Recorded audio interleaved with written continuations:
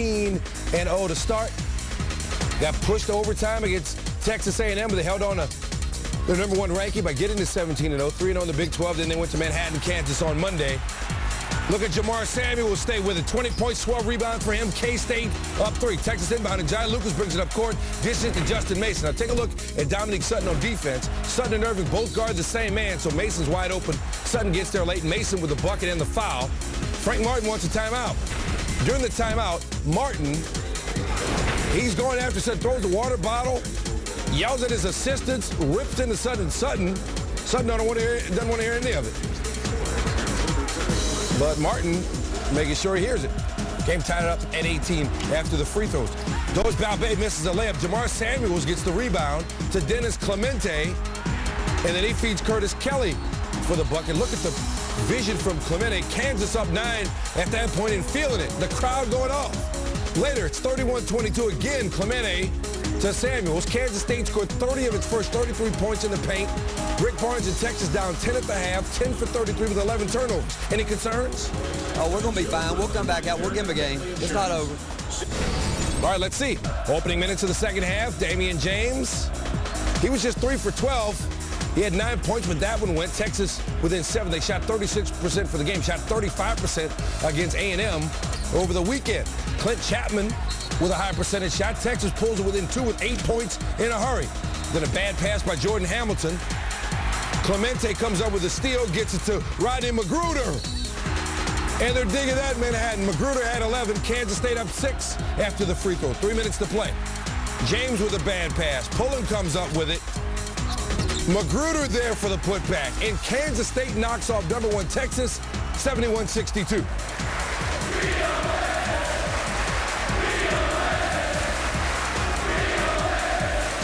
They're saying we own Texas. In case you couldn't make it out. Again, 71-62 the final.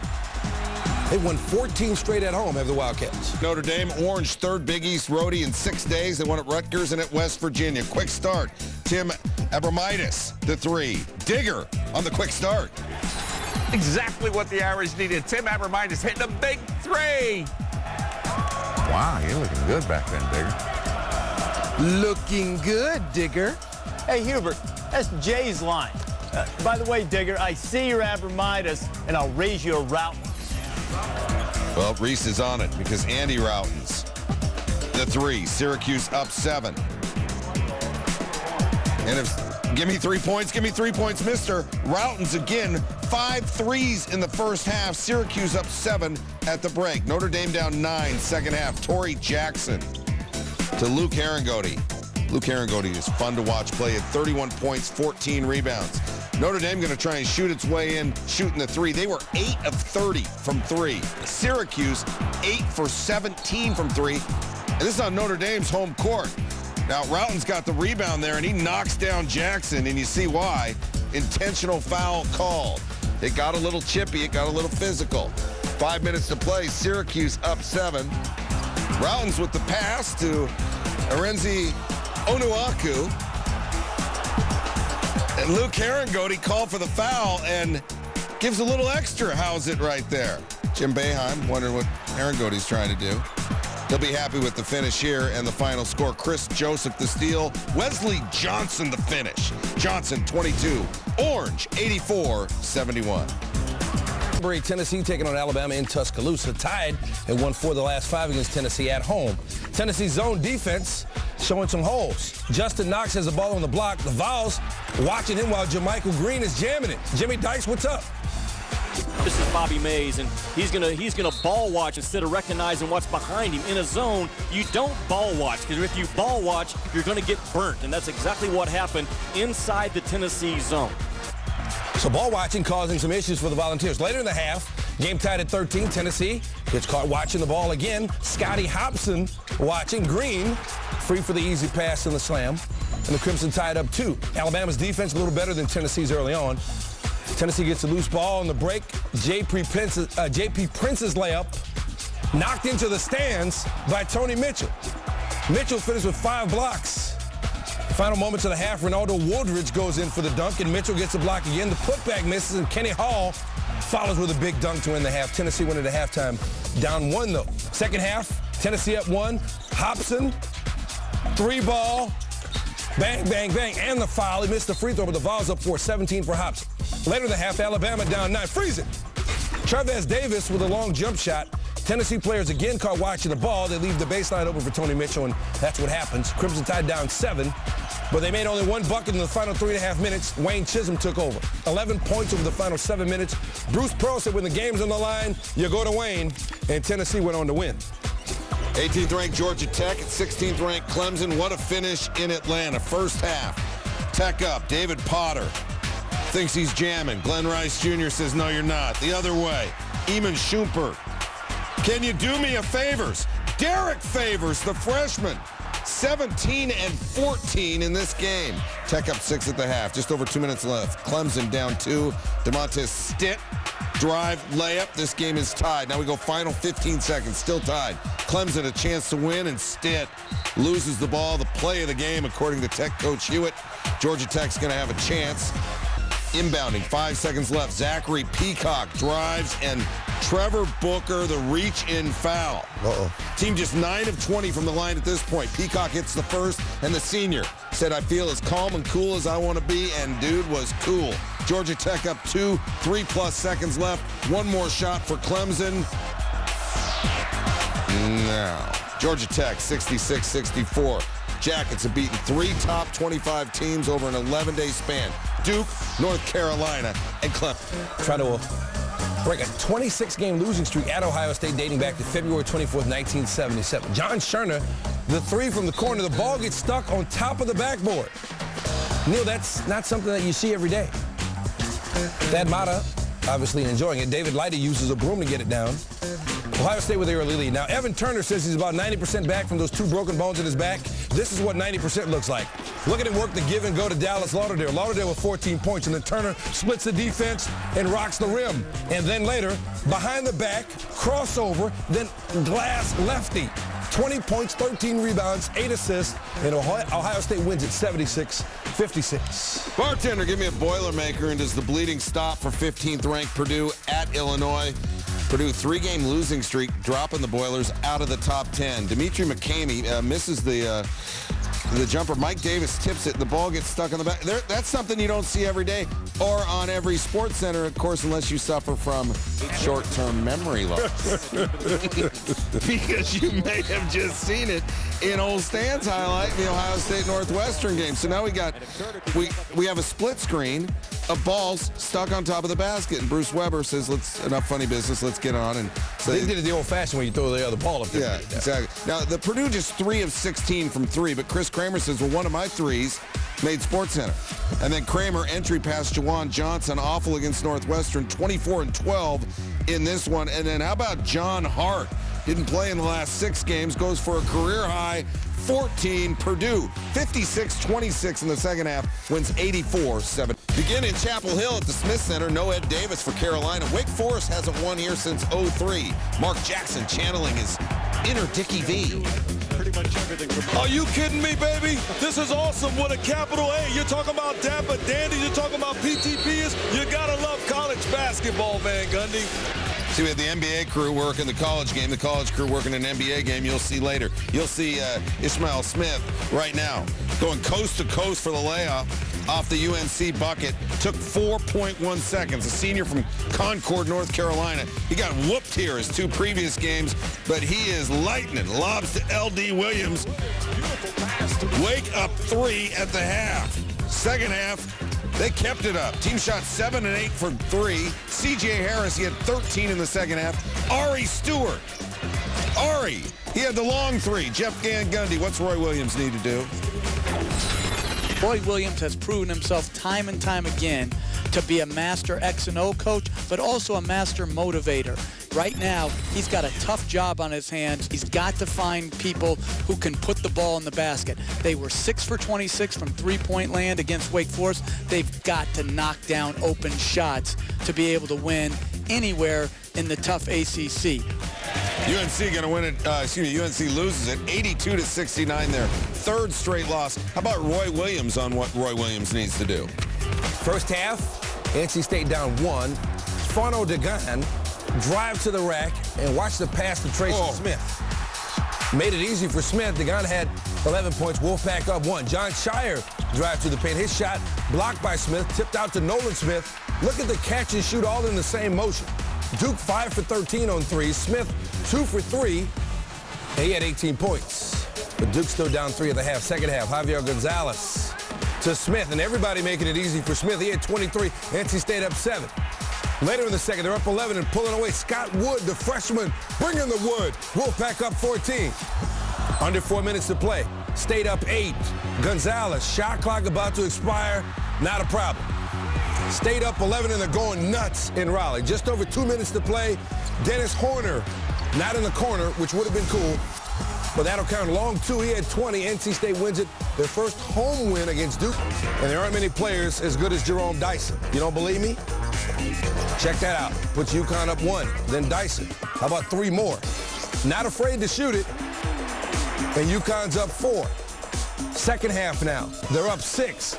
Dyson with the rip. And he's able to finish it himself. UConn up 8. Later, Dyson taking over the highlight. 3 more.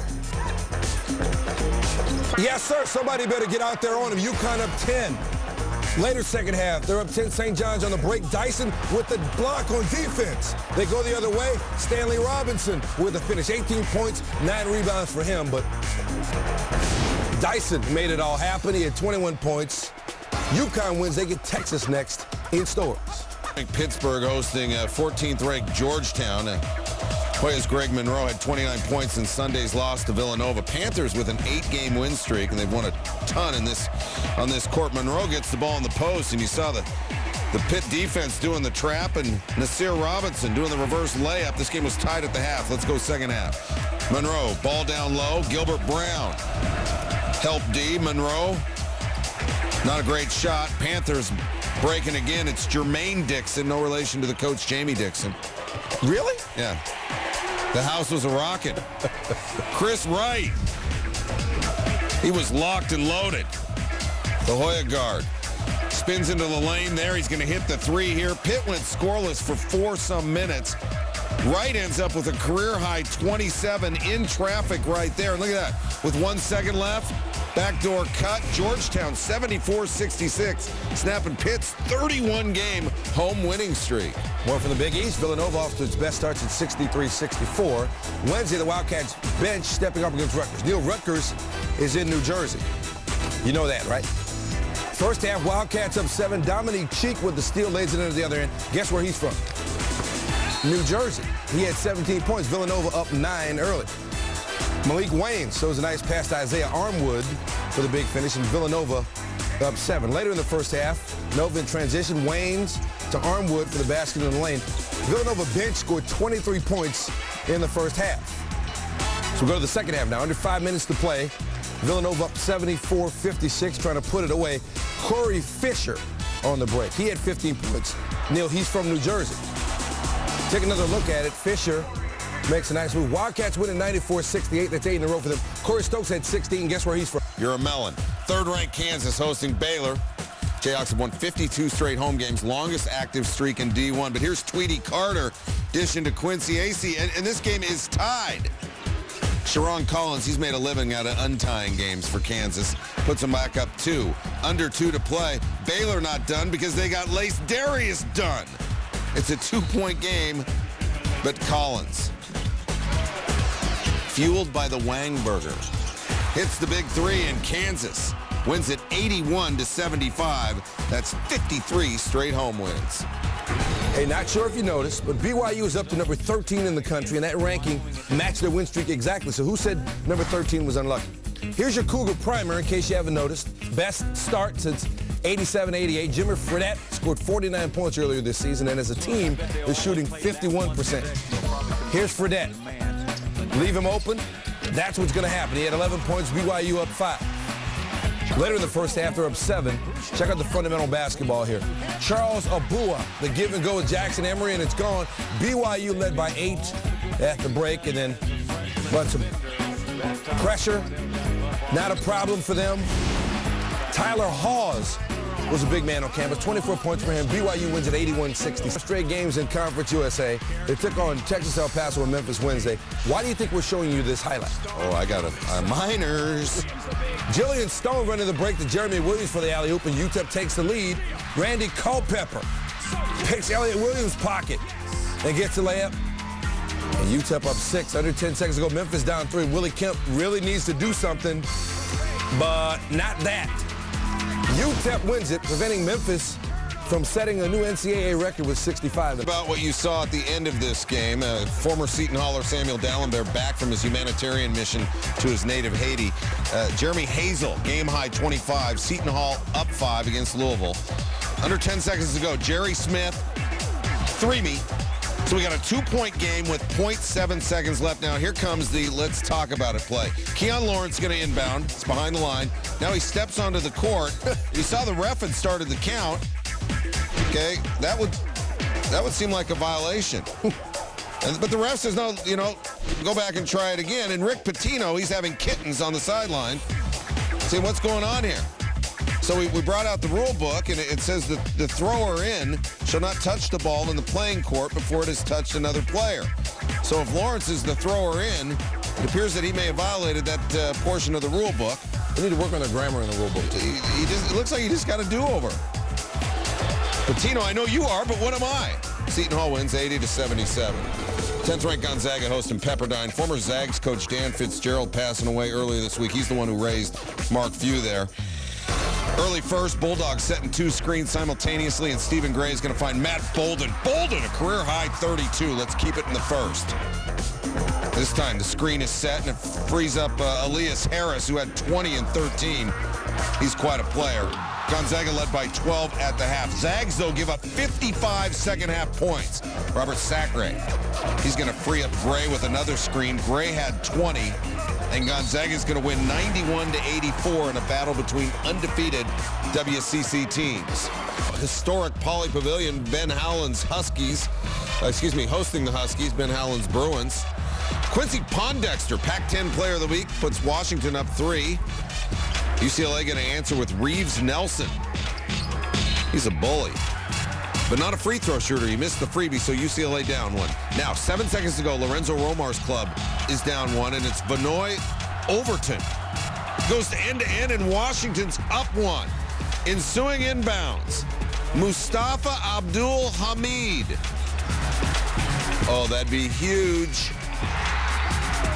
Jumper as time expires. Look at the head fake. Get the defender up in the air, create some space, and UCLA by 1. Drama at Pauley. Now, Washington and Cal figured to be the conference's top 2 teams, and the Golden Bears, they're hunting ducks. First half, Jerome Randall, he's coming off that career-high 39 points in the win at Washington State. Well, he's just assisted in this one to Patrick Christopher for the dunk, and then Randall's going to drive, kick it out to Christopher for the 3. Christopher 21 in the first half. Cal 89-57. Ducks are flying south in hoops.